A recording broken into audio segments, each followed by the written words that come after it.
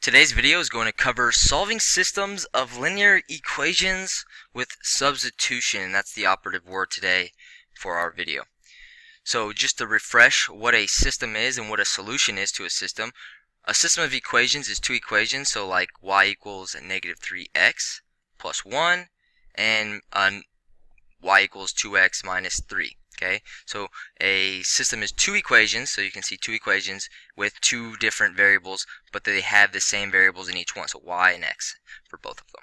And then a solution to a system is the coordinate point that satisfies each equation, or it's the coordinate point that both of the equations share. So the coordinate point, remember, is like 3, negative 2, where 3 is x and negative 2 is y.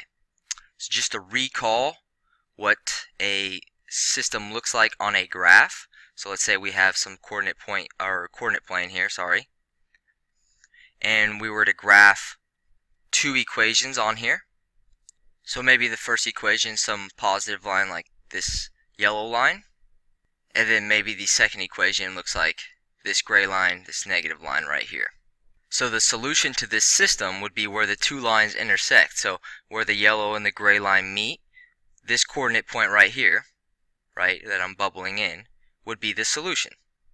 So this coordinate point right here would be the solution to this system. Well, today we're going to use substitution. We're not going to graph the two lines, and substitution is an algebraic way of solving this system. So let me give you the goal of what substitution is. The goal of substitution is to create one equation. So we're going to take these two equations and we're going to create one equation with one variable. So we've got two equations with two variables. What we want to do is take the two equations and create one equation with one variable and then solve for that variable. That's the goal with substitution. So let me go ahead and give you the steps. And as we go through the example, I'll refer back to these steps. So we're just going to copy these down now. So the first step would be to solve or isolate a variable in one of the equations. The second step would be to substitute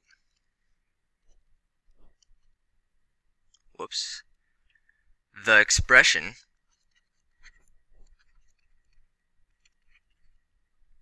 from step 1 into the other equation. And then the third step would be to substitute the value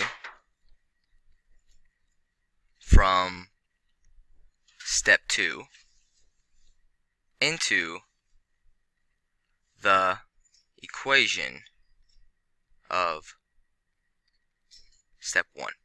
And this will make more sense as we actually start going through an example. So let's go ahead and go through example number 1. So you can see here we've got two equations that are given to us.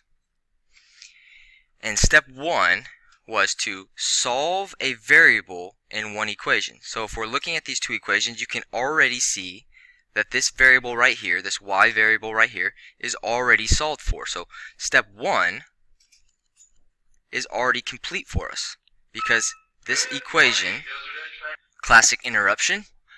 So now step 1 is complete. So step 2 was to substitute the expression from step 1 into the other equation. So if we're looking here, we're on step 2 now. What we're going to do is we're going to take the expression, so what the variable equals, and we're going to substitute this expression for the variable, the same variable, this y variable, in the other equation. So I'm going to go ahead and do that now. So we've got the second equation is negative 2x plus 3, and now we're substituting, so we're going to put parentheses, negative 6x plus 3 y has now been replaced with this expression, equals 9. And what's the justification here? We're going to use sub as the abbreviation for substitution, and then we can put in y because we're substituting y.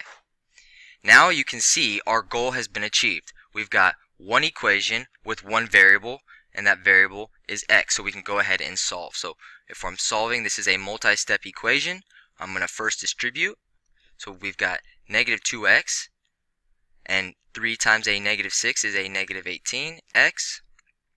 3 times a positive 3 is a 9, equals 9. What did we do, or what's the justification? We distributed, so we put a D.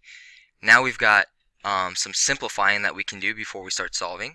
We've got two like terms here. We've got negative 2x and a negative 18x. So we can go ahead and simplify that to a negative 20x plus 9 equals 9. And now we can go ahead and start eliminating the numbers on the same side as the variable. So the easiest number to eliminate is the one that's by itself. The inverse here is subtraction. We're going to subtract to both sides. And now we can go ahead and simplify both sides. After we subtract, we got these go to 0. And actually these go to 0 as well because they're opposite. So 9 minus 9 is also 0. So we got negative 20x equals 0. And now we can solve by dividing negative 20 to both sides. And we get x equals, these go to 1, 0 divided by 20 is 0. So we've solved for one variable and completed step 2. So now step 3 is to substitute the value from step 2, so the value we just solved for, into the equation for step 1. So we're going to take this value that we just solved for, and we're going to substitute it into the equation for step 1. So step 3. We've got y equals negative 6, and the value we just solved for was 0 for x, so we can go ahead and put that 0 in for x, plus 3. Now we can just simplify this to figure out what y is. So we've got negative 6 times 0 is 0, plus 3, and 0 plus 3 is just 3. So what did we do in this third step? We just simplified it down to find y. So now we've got what x equals, we've got what y equals. Remember, we're going to represent the solution of this system as a coordinate point. X always comes before y in the alphabet, so 0, 3 is our answer. We're going to go over one more example. So here is step 1. These equations are given to us. We're going to solve for one of these variables. Well, this variable y again is already solved for us, so we can go ahead and move on to step 2.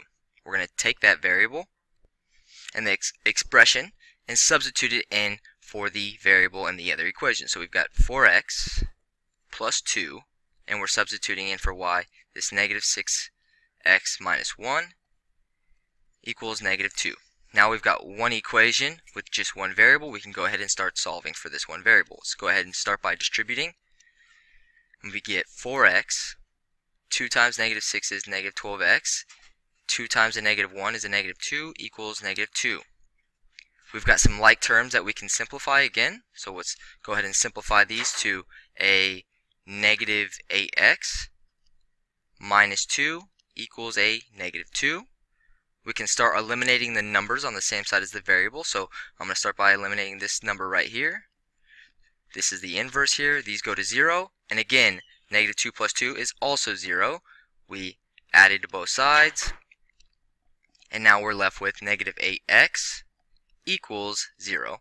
We can go ahead and divide by negative 8. We can divide by negative 8. And we get x equals 0. We divided to both sides. Now step 3. We're going to take this value from step 2 and substitute it into the equation from step 1. So the equation from step 1 was y equals negative 6. We now know what x is. It's 0, so we can replace it. And now we can just simplify. So negative 6 times 0 is 0 minus 1. 0 minus 1 is a negative 1, which equals y. So we just simplified here. Let's represent our solution as a coordinate point. Remember, x comes before y in the alphabet, so we've got 0, negative 1. That's today's video. I encourage you to go back and re-watch if I went a little bit too fast, and good luck on the problem set.